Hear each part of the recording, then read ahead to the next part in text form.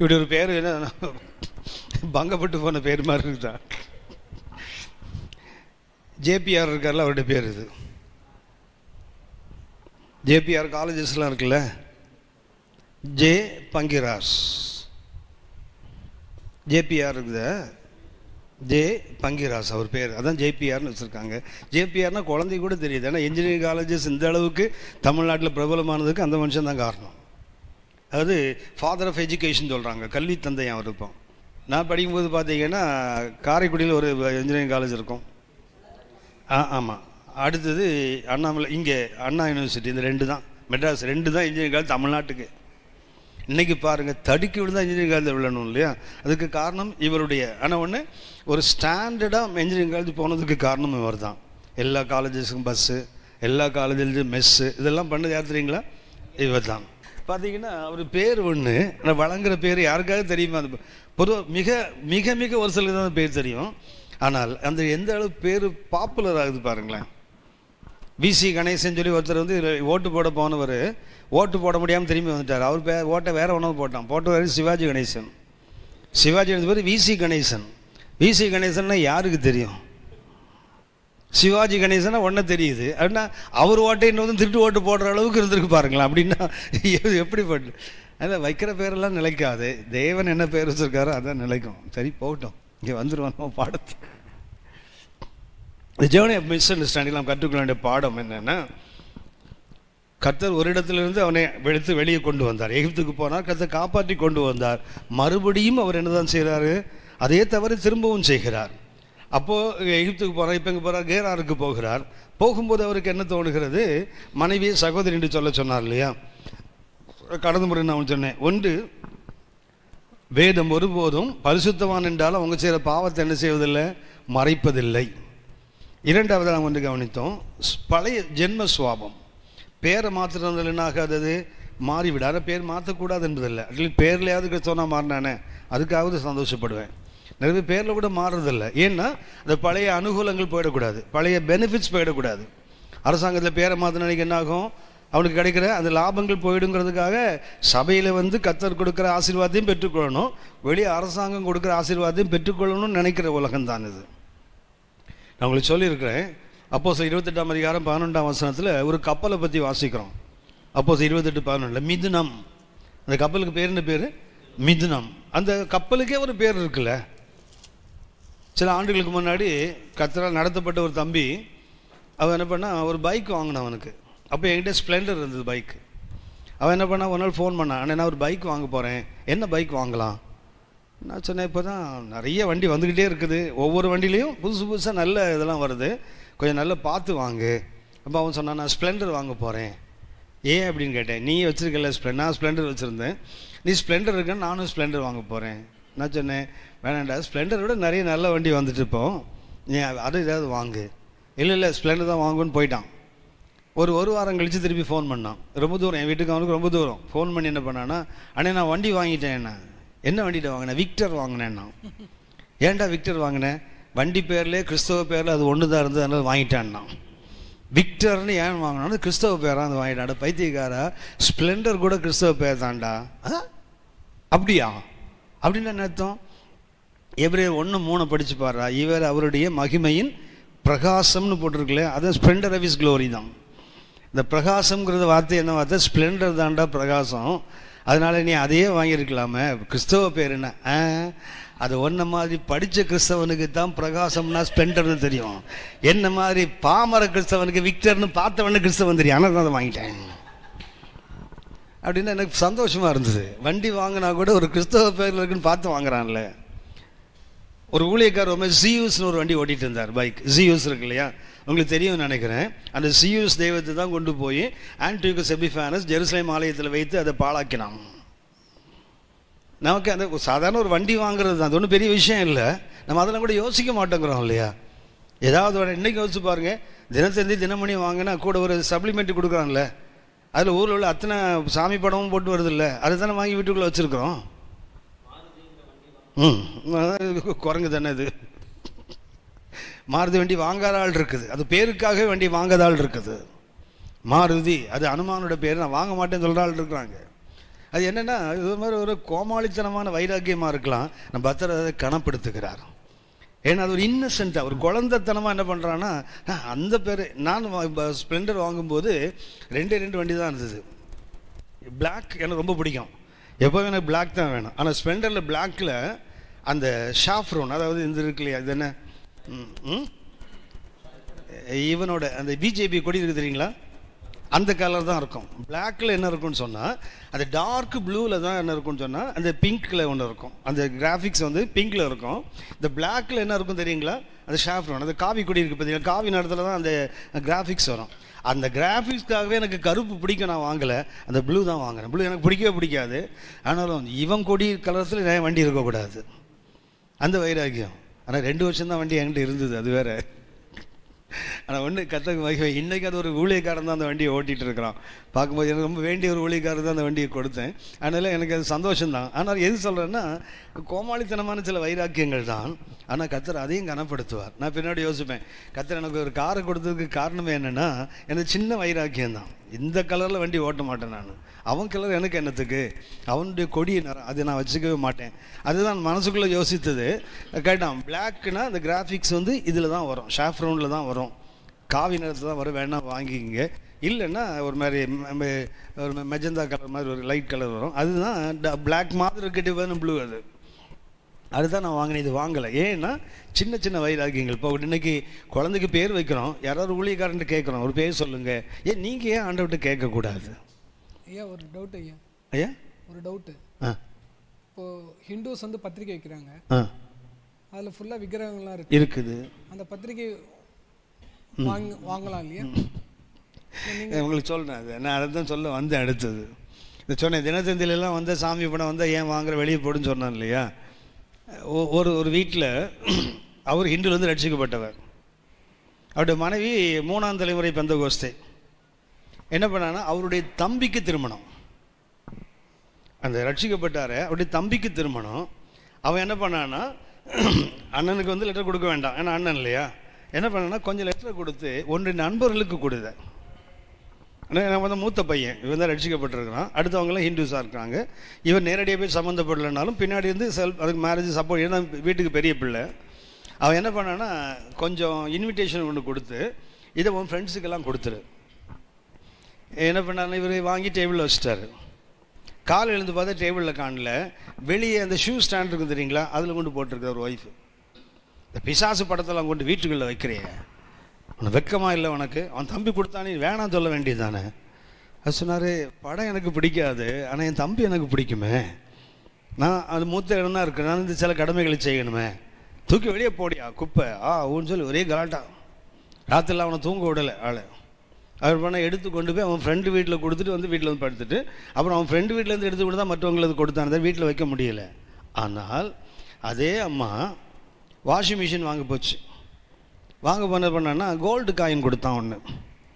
அந்த கோல்டு காயினில் அந்த பிசாசு படம் இருக்குது, அதை வாங்கி லாக்கரில் வைக்குது.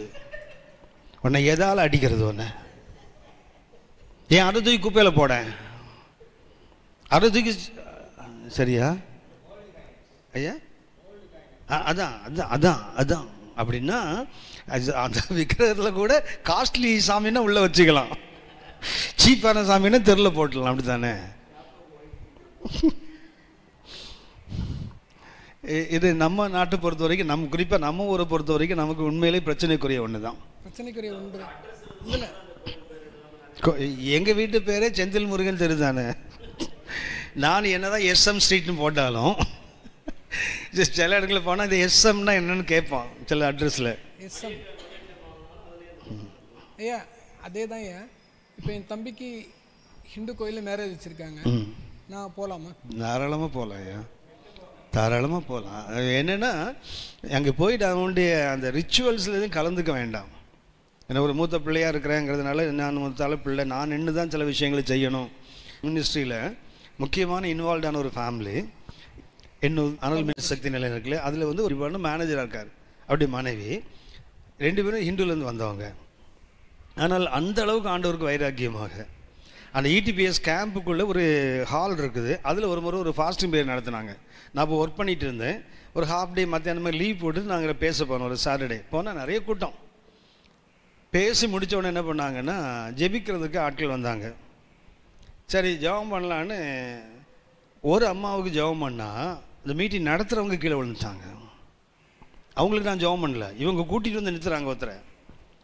ஒரு சிஸ்டரை கூட்டிகிட்டு வந்து இந்த அம்மா நிற்கிறாங்க. நின்று நான் இவங்களுக்கு ஜெபம் பண்ணிகிட்டு இருக்கும்போது அந்த அம்மா கீழே விழுது. பெரிய உருவம், என்னை விட்டுன்னு ஒரு 1.5 அடி உயரமாக இருப்பாங்க. நல்ல வெயிட்டானவங்க, பிடிக்க முடியாதனால. ஆனாலும் தலையை பிடிச்சிக்கிட்டாங்க. இவங்களுக்கு ஜெபம் பண்ணும்போது திடீர்னு பார்த்தா இது விழுது. கரெக்டாக நல்ல சிமெண்ட் தர தலை கண்டிப்பாக நல்லா அடிப்போம். அவ்வளோ உயரத்தை விழுந்தா அப்படி பிடிச்சி அப்படியே படுக்க வச்சுட்டேன். கொஞ்ச நேரத்தில் அந்த அம்மா எழுந்துட்டு அப்படியே தலை குனிஞ்சே நின்னாங்க. முடியும் மீட்டிங் நடத்துறது அவங்க.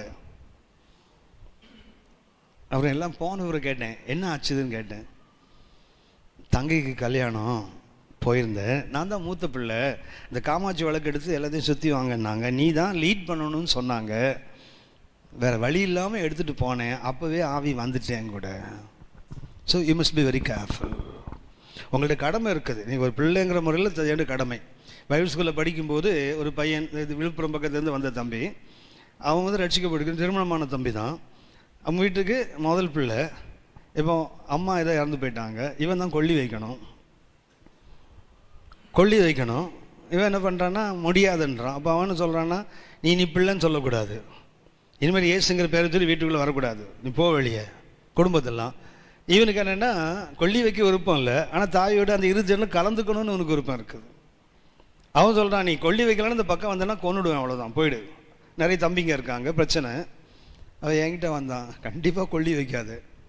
ஆனால் சொன்னான். அப்படின்னா அவன் கேட்குறானுங்க, சரி அந்த பணம்லாம் இருக்குல்ல அந்த செலவு மொத்தத்தையும் கொடுன்னு கேட்குறான்.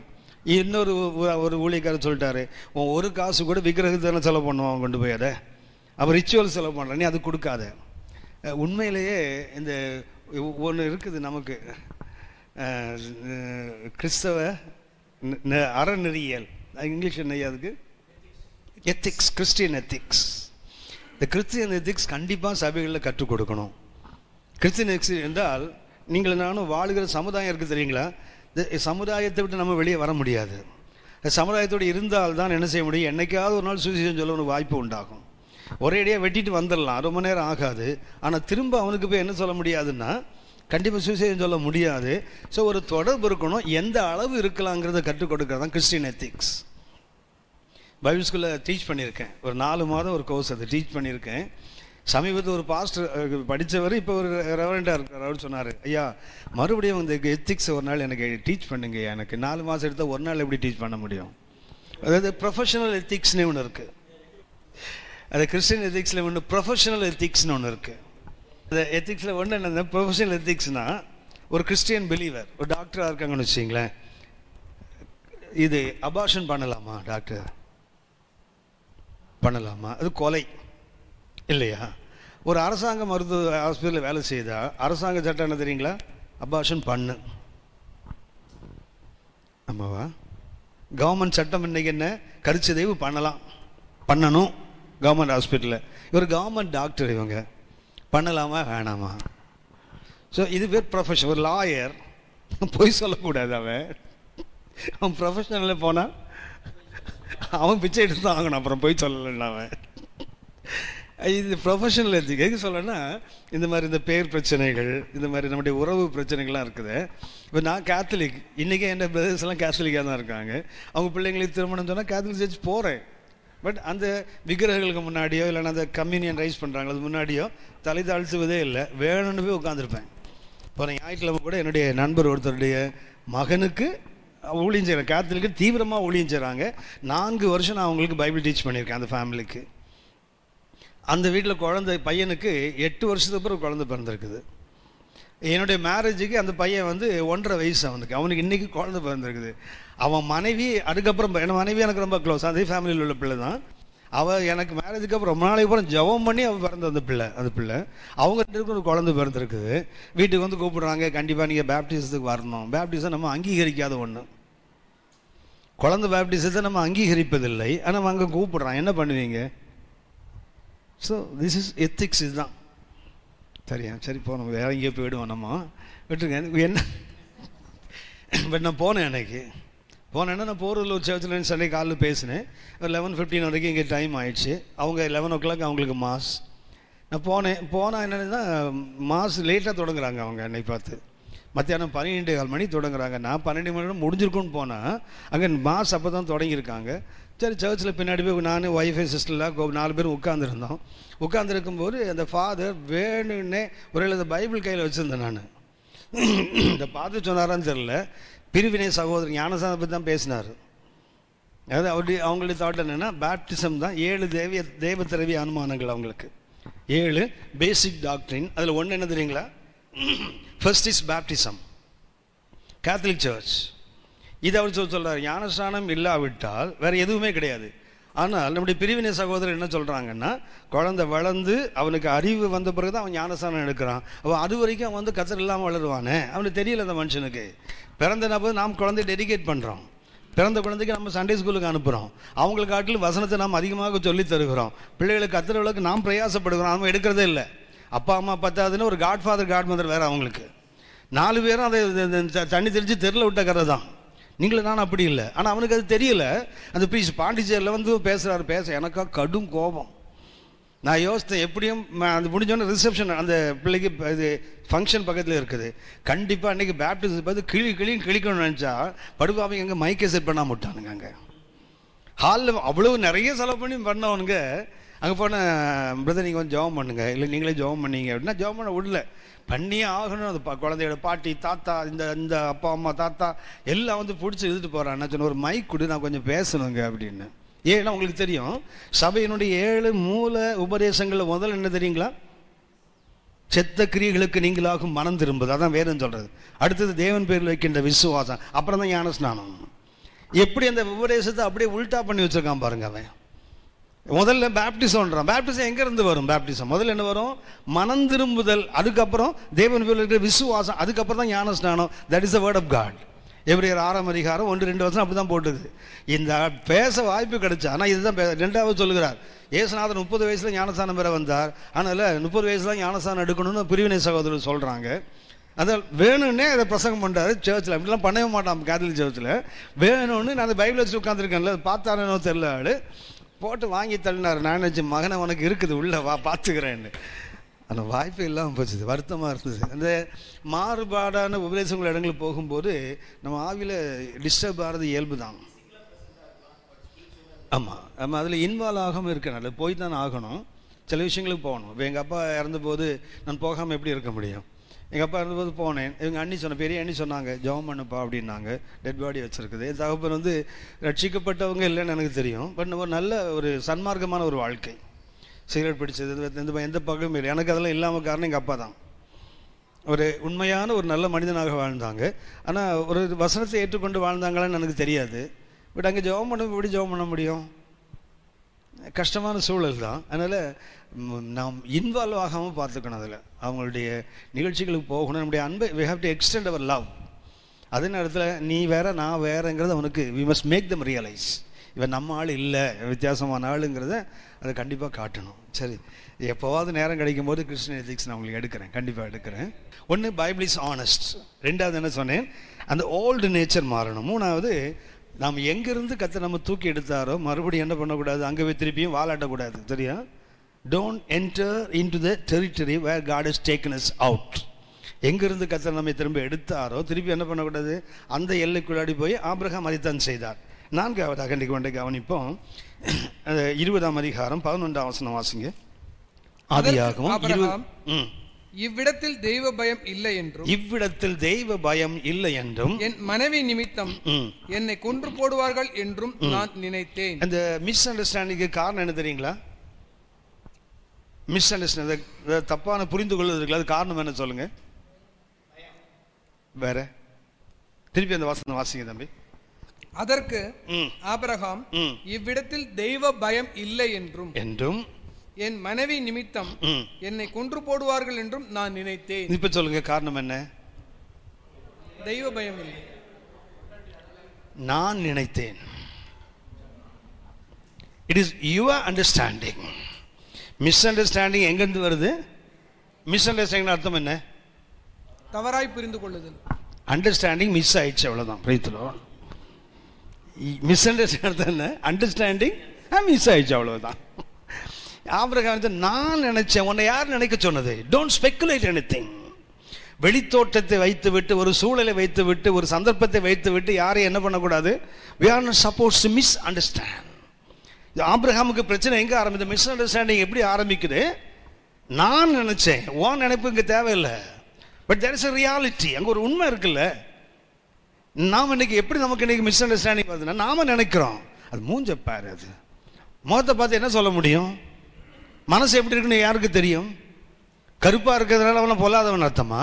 இல்லை சிவப்பா இருக்கிறதுனால நல்லவங்கன்னு அர்த்தமா? இல்லையே, ரெண்டு பக்கத்தையும் நல்லவங்களும் இருக்காங்க, கெட்டவங்களும் இருக்காங்க. இந்த ஊரை சேர்ந்தவனா, அந்த ஊர் எல்லாம் தெரியும், அவன் புத்தியே அப்படித்தான், அப்படி சொல்லிடுறோம்ல. இந்த ஜாதியா, அவன் ஜாதி புத்தி அவனை விட்டு போகாது, இப்படி தானே சொல்றோம். எங்க இருக்குது? It is in our understanding, not it is real. அது உண்மை அல்ல. எங்க இருந்து வருது? நம்முடைய தப்பான புரிந்து கொள்ளுதல். ஆபிரகாம் நான் நினைத்தேன், உங்களை யார் நினைக்க சொன்னது? எதை வச்சு நீங்க கணக்கிட்டீங்க? திருப்பி வாசிங்க 12ஆம் வசனம். அதற்கு ஆபிரகாம், இவ்விடத்தில் தெய்வ பயம் இல்லை என்றும் என் மனைவி நிமித்தம் என்னை கொன்று போடுவார்கள் என்றும் நான் நினைத்தேன். நல்ல கவனிங்க. காண்பதை விசுவாசிப்பது சமுதாய பார்வை. காண்பதை விசுவாசிப்பது இது சமுதாய பார்வை. என்னதை பார்க்கிறோமோ அதை அப்படியே ஏற்றுக்கொள்வது. ஆனால் விசுவாசிப்பதை பார்ப்பது that is spiritual. அதான் ஆவிக்குரியது. இன்னைக்கு உங்களுக்கு எனக்கு என்ன பார்வை வேண்டும்? காண்பதை விசுவாசிப்பதல்ல, விசுவாசிப்பதை காண்பது. ஆபிரகாம் கண்டதை விசுவாசித்தார். he made a mistake. ஆனால் என்ன இருந்திருக்கணும்? விசுவாசிப்பதை பார்த்து கதை சொல்லியிருக்கிறாரு, இந்த ஊரில் என்ன செய்ய முடியாது, ஒன்றும் பண்ண முடியாது. கர்த்தர் தான் சொன்னார், ஒன்று என்ன சபிப்பேன், நான் சபிப்பேன்னு சொல்லியிருக்கிறாரு. அப்படின்னு ஆபிரகாம் எதை பார்த்திருக்கணும்? அவர் விசுவாசிப்பதை பார்த்திருக்க வேண்டும். ஆனால் மிஸ் அண்டர்ஸ்டாண்டிங் எப்படி வந்தது? நாம் எதை காண்கிறோமோ அதை விசுவாசிப்பதற்கு நீங்களான ஆள் இல்லை. அதுக்காக கர்த்தர் உங்களை என்ன அழைக்கல. பார்ப்பதை விசுவாசிப்பதற்கு தான் உலகத்தில் 1000 பேர் இருக்கிறானே.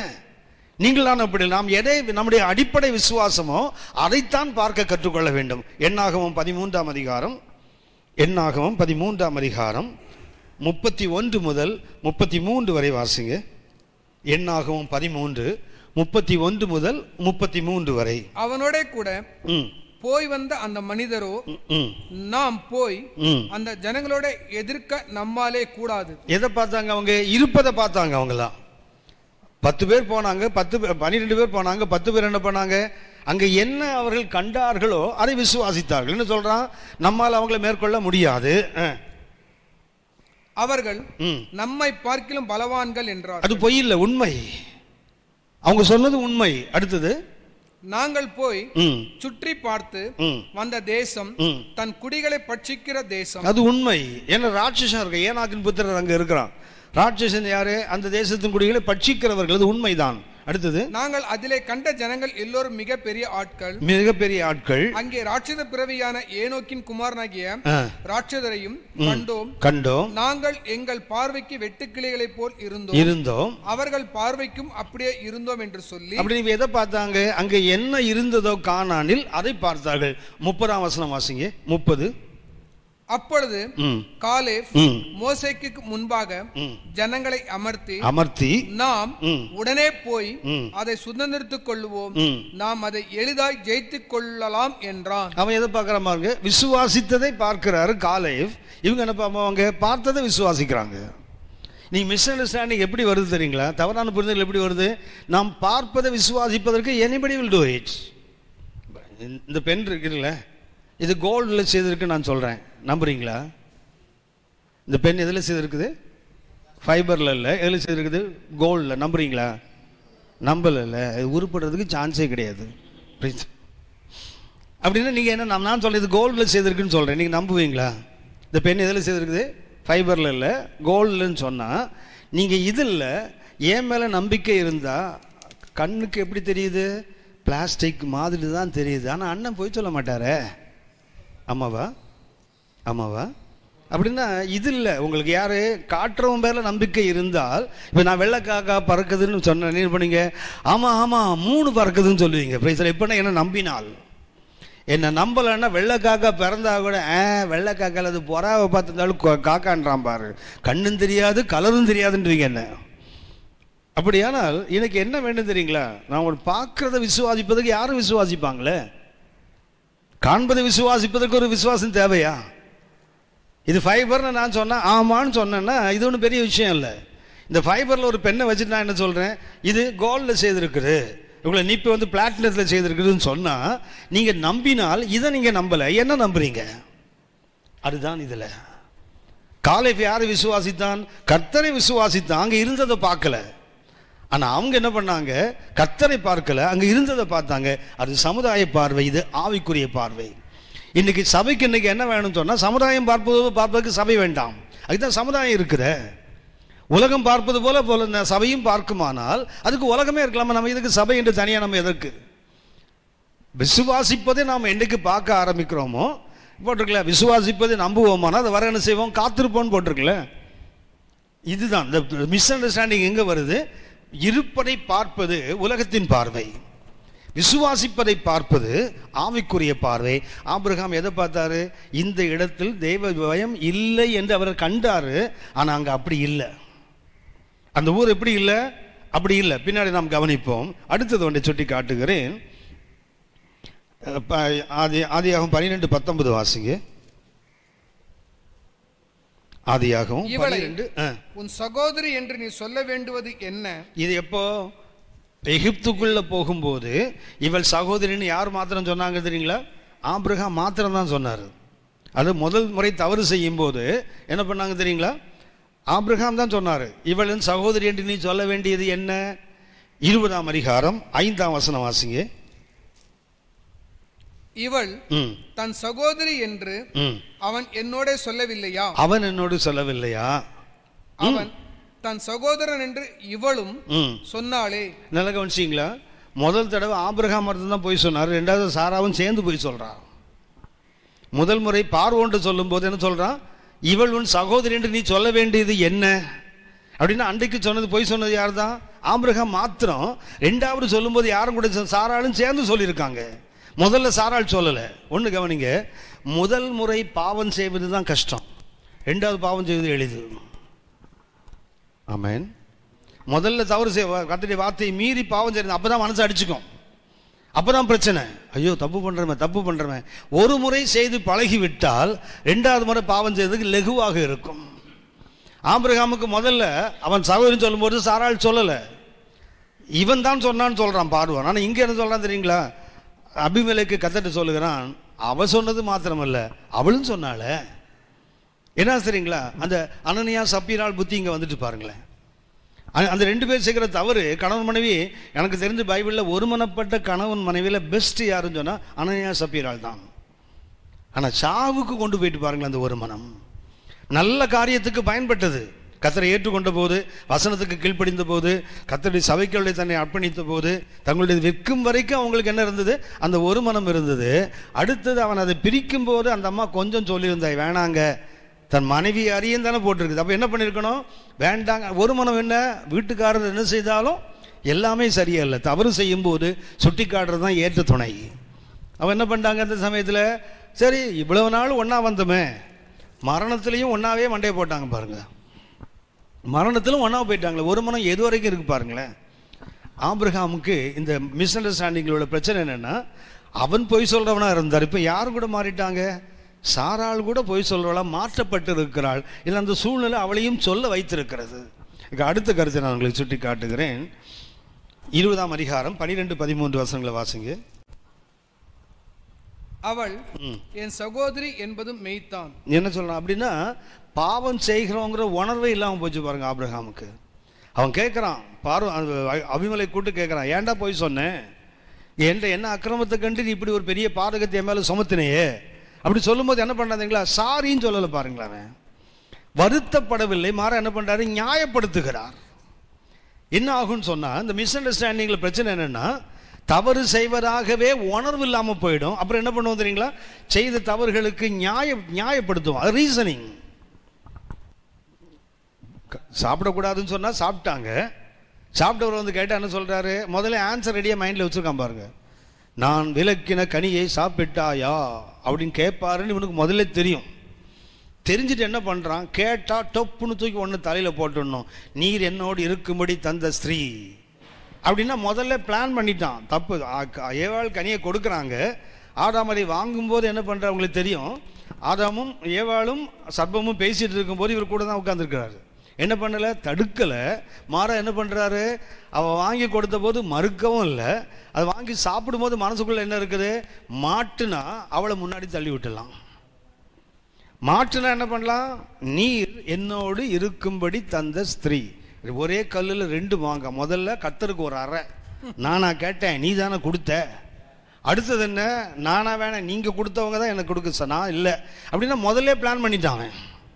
அவள் கனியை பேசி அந்த டீல் நடக்கும்போது இவர் முடிவு பண்ணிட்டாரு. என்ன லாபம், ஒருவேளை இந்த கனியை சாப்பிட்டு நமக்கு ஒன்றும் வரலன்னா லாபம் நமக்கு வரட்டும். கொள்ள கனியை சாப்பிட்டு நஷ்டம் வந்தால் யாருக்கு போகட்டும், ஆதலில் விடியட்டும். அவ்வளோதான். ஒரு வீட்டில் 2 பையங்க. உங்களுக்கு தெரியும், அந்த பெரிய பையன் இருக்கான் தெரியுங்களா, எப்பயுமே கொஞ்சம் தத்தியாக இருக்கும் சரியா. 2வது உள்ளது பயங்கர புத்திசாலி, கிரிமினலாக இருக்கும். ஆமாவா, இங்கே யாரும் 2வது இல்லையே, சண்டைக்கு வந்துட போகிறீங்க. அப்புறம் பார்த்தீங்கன்னா அந்த முதல்ல உள்ளது ரொம்ப தத்தி ஐயோ பாவமாக இருக்கும். 2வது உள்ளது இருக்குது. ஒரு நாள் என்ன பண்ணாங்க, அவங்க அப்பா வீட்டிலேருந்து மார்க்கெட் கிளம்புறாரு. உடனே 2 பேர் என்ன பண்ணான்னு தெரியுங்களா, ஒருத்தன் முன்னாடி ஒருத்தன் பின்னாடி ஏறிப்பான். ஏறிட்டு என்ன பண்ணாங்க, அம்மா வந்து சொன்னாங்க, டேய் மார்க்கெட் போகக்கூடாது, போனால் நீங்கள் அது வாங்குறதுன்னு கேட்பீங்க, அதனால் மார்க்கெட் போகக்கூடாது, கீழே இறங்குங்கடா. இல்லை மாமி நாங்கள் கேட்கவே மாட்டோம், அப்பா தொல்லையே பண்ண மாட்டோம், நாங்கள் பாட்டு சும்மா போயிட்டு வந்துடுறோம், வீட்டில் லீவு இருக்குல்ல போர் அடி சும்மா போயிட்டு வந்துடுறோம். போயிட்டாங்க. அப்பா 2 பிள்ளைங்களும் போயிட்டாங்க. மார்க்கெட்டில் எப்படி சுற்றிட்டு இருக்கும்போது திடீர்னு ஒரு கடை வந்தோடனே சின்ன பையன் நிற்கிறான். அப்படியே என்னடா அது வாங்கி கொடுங்க. உடனே பெரியவன் இருக்கிறானே கம்முன்னு நிற்கிறான். சின்னவர் என்ன, அதை வாங்கி கொடுங்க. உடனே அப்பா சொன்னான், டே மம்மி என்ன சொன்னாங்க ஞாபகம் இருக்குதா, சொன்னாங்க தான், அடிப்பாங்க தான், அதுக்காக வாங்காமலாம் முடியும், நீ வாங்கி கொடுங்க, நான் சாப்பிட்டு அப்புறம் அடி வாங்கிக்கிறேன்.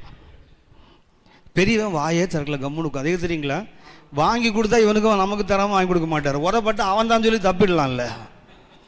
ஏமாளி மாதிரி இருந்துட்டு விற்கிற ஆசாமி இந்த முதல்லாம். இந்த 2வது இருக்குது தருதல் என்ன பண்ணோம், கூடடா வடடா. அந்த இளையகுமாரனை பாருங்க சண்டை போட்டு வாங்கிட்டு போயிட்டான்ல. ஆனால் மூத்த குமாரன் உள்ளே உட்காந்து கடைசி வரைக்கும் கழுத்து அறுத்தான் பாருங்க, உள்ளே வரவே இல்லை அவன் கடைசி வரைக்கும். அப்பனையும் உள்ளே போக விடலை, அவனும் உள்ளே வரல. இளையகுமாரனாவது ஒரு காலத்தை வருந்தி வந்துட்டான். இதுதான் ஆதாம் ஏவாளுக்கு. என்ன அந்த மூத்த குமாரன் புத்தி, என்ன புத்தி, லாபம் வந்தால் வாங்கிப்போம், நஷ்டம் வந்தால் அவளை தள்ளி விட்டு வேடிக்கை பார்த்தான். இதுதானே, கவனித்துக் கொள்ளுங்கள். இங்கே என்ன போட்டுதுங்களா, பாவம் செய்வது அவனுக்கு என்ன இல்லை, ஆபிரகாமுக்கு உணர்வு இல்லை. அதுதானே இவங்களுக்கு இருக்குது. அவன் கேட்குறான், என்ன அநியாயத்தை கண்டு நீ உன் மனைவியை சகோதரின்னு சொன்ன. அதுக்கு ஆபிரகாம் சொல்ற பதில பாருங்க, 12ஆம் வசனம் வாசிங்க. என் தகப்பனுக்கு குமாரத்தி. எப்படி நியாயப்படுத்துறான் பாருங்க, தகப்பனுக்கு குமாரத்தி தான், என் தாய்க்கும் குமாரத்தி அல்ல. அதுக்கு அர்த்தம் என்ன, ஒரு அப்பா 2 அம்மா. என் தகப்பனுக்கு அவள் குமாரத்தி, என் தாய்க்கு அவள் மகள் இல்லைன்னு சொன்னா, என் தகப்பனுக்கு 2 மனைவிகள், அதில் ஒரு பிள்ளையோடது ஒரு மனைவியோட பிள்ளை நான், இன்னொரு மனைவியோட பிள்ளை யாரு, சாராள். அப்படின்னா அவள் யார், எனக்கு தங்கை தான், நான் இன்னைக்கு மனைவி இல்லை. அப்படின்னு என்ன பண்ணுறான் தெரியுங்களா, பாதி பொய் சொல்கிறான், பாதி உண்மை. எப்போதுமே பொய்யை விட பொல்லாதது பாதி உண்மை. பொய்யை கூட சொல்லிடலாம், என்ன பண்ணக்கூடாது, பாதி உண்மை இருக்க ரொம்ப ஆபத்தானது. ஒரு பாட்டிலில் விஷத்தை வச்சுக்கிட்டு மேலே தேன் எழுதி ஒட்டினா, ஒரு பாட்டில் இருப்பது விஷம், மேலே என்ன பண்ணுறோம், தேன். எவனா ஒருத்தர் மருந்து சாப்பிட்றோம், ஒரு பவுடர் தூக்கி போட்டு கொஞ்சம் குழச்சி அடித்தான்னு வச்சிங்களேன், யாருக்கு பிரச்சனை? கேட்டால் என்ன சொல்லுவான், இது முன்னாடி தேன் இருந்த பாட்டிலு, அதில் நான் ஒட்டலை, அதில் என்ன இருந்தேன், விஷத்தை நான் ஊற்றிட்டேன், அவ்வளவுதான், நானா எழுதி ஒட்டினேன். பாதி உண்மை பாதி பொய் இல்லை. எப்போவுமே the half truth is always worse than the lie. பொய்யை விட பாதி உண்மை இருக்குது தெரியுங்களா, ரொம்ப டேஞ்சர். என்ன சொல்லணும், அன்னைக்கு தங்கை தான், இன்னைக்கு மனைவி இல்லையா, அது சொல்லணும்ல. முன்னாள் தங்கை இந்நாள் மனைவின்னு சொல்லியிருக்கணும்ல. அது சொல்லாமல் என்ன பண்ண, முன்னாள் தங்கையை சொன்னீங்க, அப்போ இன்னைக்கு நீ அவளை மனைவியாக எடுத்துக்கொள்ளலையா, மனைவியாக அவளை எடுத்துக்கொள்ள மாட்டாயா, பொய் தானே. எவ்வளோ பெரிய பரிசுத்தவான், எவ்வளோ பெரிய அர்ப்பணிப்புள்ள தேவ மனுஷன், அவர்கிட்ட என்ன இருக்குது, இந்த பாதி பொய் சொல்ல. நிறைய பேர் பார்த்தீங்கன்னா பாதி சொல்லுவாங்க, மீதியை முழுங்கிடுவாங்க, பார்த்துருக்கீங்களா. போனேனா ஆமாம், அப்புறம் ஒன்றும் இல்லை, பார்க்கக்கூடாது வந்து பார்த்துருப்பான். சொன்னால் வீட்டில் அப்போவே யுத்த காலம் வந்துடும் தெரியும், பாதியை நிறுத்திடுவான். போனேன்னா அப்புறம் கேட்டால் நீங்கள் அங்கே உங்களை பார்த்தீங்களாமே, நான் தான் அன்றைக்கே சொன்னேன்ல போனேன்னு, பார்த்தேன்னு சொல்லலையே. அது எப்படின்னா அந்த மதிமேல் போன மாதிரி சொல்லவும் சொல்லணும், முழுசாகவும் சொல்லக்கூடாது. மாட்டுனா எஸ்கேப். அப்போ நான் முதல்ல சொன்னேனே உங்களுக்கு, இந்த லூவில் ஒன்று சொன்னேன்ல, ஒரு நிலத்தை விற்றா கூட என்ன செய்யணும், திருப்பி அதை வாங்குற மாதிரி தான் அதை வைக்கணும். அதே மாதிரி நம்ம ஆள் எதை செய்தாலும் என்ன பண்ணுவான் தெரியுங்களா, ரெண்டு பக்கத்துலேயும் குதி, கேட்ச் ஆன் தி வால் தான். பூனை மதில் மேலே இருக்க மாதிரி எந்த பக்கம் குறிக்கும், எந்த பக்கம் வசதியோ அந்த பக்கம் நாங்கள் குறிச்சிப்போம். அது அல்ல, ஆபிரகாம் இருந்த தவறு அதுதான். அதுக்கு அடுத்து ஒன்று, அதாவது பாவம் செய்கிறவங்கிற உணர்வு இன்றைக்கு அநேக தேவ ஜனங்களுக்கு இல்லை. அடுத்தது லேம் எக்ஸ்கியூசஸ், நொண்டி சாக்கு. என்ன செய்யக்கூடாது, அதாவது தப்பை செய்துட்டு அதை மூடி மறைப்பதுக்கு என்ன பண்ணக்கூடாது, மேலே மேலே மேலே மேலே தவறை பில்டப் பண்ணி போகக்கூடாது. லேம் எக்ஸ்கியூசஸ் 20ஆம் அதிகாரம் 9 முதல் 11 வரை வாசிங்க. அப்பொழுது அபிமெலேக்கு ஆபிரகாமை அழைப்பித்து, நீ எங்களுக்கு என்ன காரியம் செய்தாய்?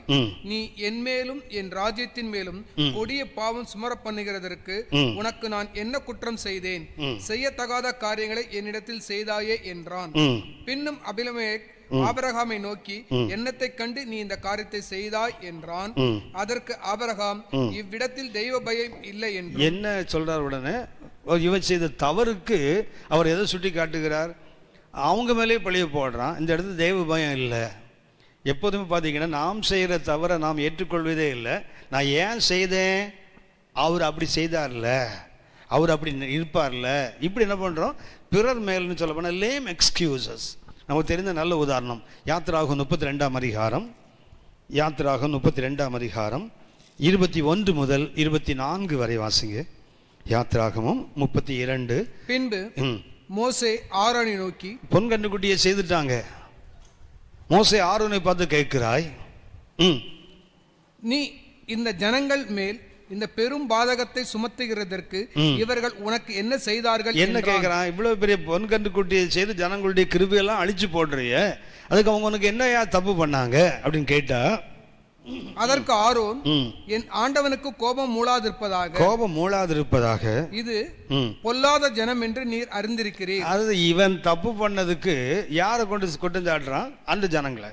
இவர்கள் என்னை நோக்கி, எங்களுக்கு முன் செல்லும் தெய்வங்களை எங்களுக்கு உண்டு பண்ணும், எகிப்து தேசத்திலிருந்து எங்களை அழைத்து கொண்டு வந்த அந்த மோசேக்கு என்ன சம்பவித்ததோ அறியோம் என்றார்கள். அறியோம் என்ற கவனிச்சிங்க. அதாவது சொல்லுவாங்க, என்ன பண்ணுறான்னா, உங்களுக்கு சொன்னேனே, தென்னை மரத்தில் தேங்காய் பறிக்க ஒருத்தன் ஏறுனா மாட்டிக்கிட்டான், கீழே தோட்டக்காரன் வந்துட்டான். வந்தால் என்ன பண்ணானா, டே எங்கடா மேலே ஏற, அதோட மாட்டுக்கு புல் பறிக்க ஏறினாங்க. தென்னை மரத்தில் யாதுடா புல், அதான் இல்லைன்னு கீழே இறங்கிட்டு இருக்கேன்ல. அதே புத்தி தான் நமக்கு. மாட்டிக்கிட்டா எப்படியாவது ஒரு காரணம் வச்சிருப்போம் தப்புறதுக்கு. எந்த ஊர்லடா தென்னை மரத்தில் புல்லு வளையும். அதே தான் இவன் என்ன சொல்றான் பாருங்க, இந்த ஜனங்களுக்கு இப்படிப்பட்ட ஒரு விக்கிரகத்தை படைப்பதற்கு என்ன தப்பு இவங்ககிட்ட கண்டீங்க? அவன் சொல்றான், இந்த ஜனங்கள் யாரு, பொல்லாத ஜனங்கள். அப்பொழுது நான், பொன்னுடைமை உடையவர்கள் எவர்களோ அவர்கள் சொன்னது என்ன, எங்களுக்கு முன்னு செல்லும் மோசே செத்து போயிட்டாரு, எங்களுக்கு முன்னாடி செய்கிற தெய்வங்களே எங்களுக்கு உண்டாக்குன்னு சொன்னானா. சொன்னோன்னு இவர் என்ன பண்ணாரா, பொன்னுடைமை உள்ளவர்கள் இவர்களோ அவர்கள் அதை கழற்றி தரக்கடவர்கள் என்றேன். அவர்கள் அப்படியே செய்தார்கள், அதை அக்னியிலே போட்டு. கவனிங்களா, என்ன மாதிரி புழுவுறான் பாருங்களேன். அதை வாங்கி என்ன பண்ணாராம், அக்னியிலே அடுப்புல போட்டாராம். அதிலிருந்து இந்த கன்றுக்குட்டி வந்தது என்றான். மோல்டு இல்லாம எப்படிடா கண்ணு வரும், மோல்டு இல்லாம பேட்டர்ன் இல்லாம எப்படி கண்ணுக்குட்டி வரும்? எல்லாத்தையும் செய்து வச்சுட்டு எப்படி புழுவுறான் பாருங்களேன் ஆளு. பொண்ணுடைமை உள்ளவன்ட்ட கேட்டேன், கொடுத்தாங்க, தூக்கி அடுப்பில் போட்டாராம். அதுலேருந்து என்ன வந்துதான், இதுதான் நொண்டி சாக்கு. நிறைய சாமுவேல் கேட்பாரு, நான் கேட்குற ஆடு மாடுகளின் சத்தம் என்ன சொல்லுவான், நான் தான்ப்பா, அவங்க ஜனங்கள் தான் தெரியுமே, அந்த ஜனங்கள்லாம் என்ன கொன்னுடுவாங்கன்னு பயந்து என்ன பண்ணிட்டேன், ஜனங்கள் வந்து பொல்லாதவங்க நினச்சி என்ன பண்ண அதெல்லாம் விட்டுட்டேன். ஆக்சுவலாக இவன் தனக்காக வைத்து கொள்ளுகிறான். கேட்டால் என்ன பண்ணிட்டான், சாக்கு போக்கு. ஆபிரகாமிட்டும் இதெல்லாம் இருந்தது. இதெல்லாம் நமக்கு ரொம்ப அடிப்படையான ஆவிக்குரிய பாடங்கள். இதெல்லாம் குறிப்பாக ஊழியம் செய்கிறவங்களுக்கு ரொம்ப ரொம்ப தேவையானது. இந்த மிஸ் அண்டர்ஸ்டாண்டிங் இருக்குது தெரியுங்களா? கவனித்து பார்த்தீங்கன்னா தெரியும். ஒரு சந்தர்ப்பத்தை வச்சுட்டு நம்ம ஒருத்தர் மேலே ஒரு டிசிஷன் வந்துடுவோம். அதுக்கப்புறம் அவங்க என்ன சொன்னாலும் நம்ம இந்த எண்ணம் மாறவே மாறாது அவங்க மேலே. அவன் எவ்வளவு நல்லவன்னு தன்னை நிரூபித்தாலும் என்ன செய்வாங்களே நடிக்கிறேன்னு தான் தோணும் அதுக்கப்புறம். அதனால் பேசிக்காக அந்த மிஸ் அண்டர்ஸ்டாண்டிங் வராமல் பார்த்துக்கணும். குறிப்பாக இது ரொம்ப அடிப்படையான ஆவிக்குரிய பாடம். காண்பதை விசுவாசிப்பது இருக்குது, விசுவாசிப்பதை காண்பது இருக்குது. இன்றைக்கு ஊழியம் செய்கிற உங்களுக்கு எனக்கு இதான் வேண்டும். கர்த்தருடைய வசனம் என்ன சொல்லுதோ, கர்த்தர் நமக்கு எதை நமக்கு காண்பித்திருக்கிறாரோ அதை விசுவாசித்து பார்க்கணுமே தவிர. நல்லா கவனிச்சு பாருங்க, மோசே பிறந்தானா? குழந்தை அழகுள்ளது தானே? எப்படி அழகாக இருந்தது? தோல் நல்லா இருந்ததுன்னு நினைக்கிறீங்களா? வாசிங்களேன், எபிரேயர் 11:23 வாசிங்க. நான் ஜெபம் பண்ணிடலாம். எபிரேயர் 11:23 வாசிங்க. எபிரேயர் 11:23. எபிரேயர் 11ஆம் அதிகாரம் 23ஆம் வசனம். மோசே பிறந்தபோது அவனுடைய தாய் தகப்பன்மார்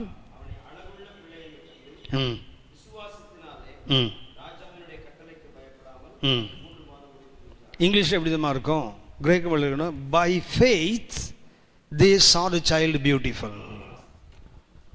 பிள்ளை அழகுள்ளது என்று கண்டு விசுவாசத்தினால ராஜாவுக்கு பயப்படாமல் ஒழிச்சு வச்சாங்கன்னு தமிழில் இருக்கு இல்லையா? ஆங்கிலத்தை பார்த்தா by faith they saw the child beautiful. அது எப்படி பார்த்தாங்களா? விசுவாசத்தோடு பிள்ளையை பார்த்ததுனால அது அழகாக இருந்ததாம். அழகாக இருந்ததுனால விசுவாசத்தினால ஒழிச்சு வச்சாங்க தமிழில். நான் ஆங்கிலத்தை பார்த்தீங்கன்னா by faith they saw the child beautiful. விசுவாசத்தோடு பார்த்தா எந்த குழந்தையும் அழகாக தான் இருக்கும். விசுவாசத்தோடு பார்த்தால் எந்த குழந்தையும் அழகுதான்.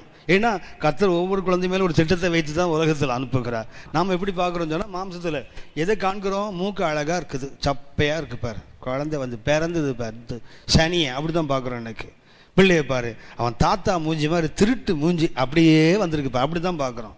இருப்பதை பார்க்காதீங்க, நீங்கள் விசுவாசிங்க. இந்த பிள்ளையை கர்த்தர் ஒரு விசேஷ நோக்கத்தோடு கொடுத்துருக்கிறார்.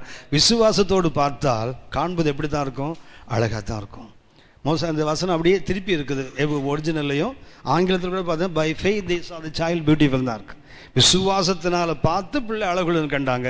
தமிழில் அழகாக இருந்ததுன்னு கண்டு விசுவாசத்தினால ஒழிச்சு வச்சது விசுவாசம். அன்னைக்கு அதுங்களை பார்ப்பதற்கு விசுவாசம் ஆங்கிலத்தில். ஜெபம் பண்ணலாமா? ஜெபிப்போம்.